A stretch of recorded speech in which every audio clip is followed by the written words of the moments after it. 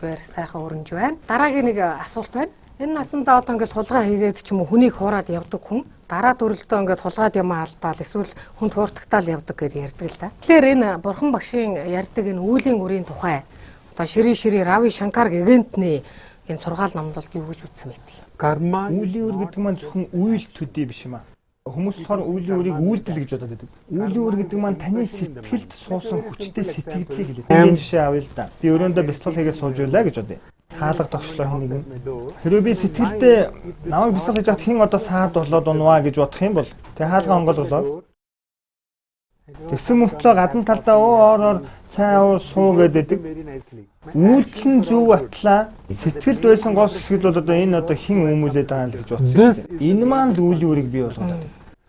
Бид өнгөрсөн үйлээсээ шалтгаалan энд дахин төрж байгаа. Сэтгэлдлүүдээсээ болж өөрчлөж бас ариусгаж болдог үүлийн үр гэж бас байна.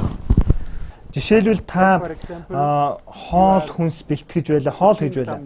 Хоол хийж байхдаа та ямар нэгэн алдаа гаргалаа. Нэгэнт боловсрогдсон болцсон хоолыг та буцаагаад түүхий ногоо олгож чадахгүй. Өөрчилж болдог, янзалж болдог үүлийн үр гэж байна. Үнэхээр some karmas we have to go through. That is where соёл гэгэрхүү мэдлэгч шамдах, дасгал бясалгал хийснээрээ үүлийн үрээ ариусган цэвэрлэх боломжийг бидэнд олгоно.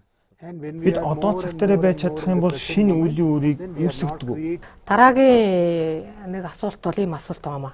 Бурхан багш амьд сүрэн байгаад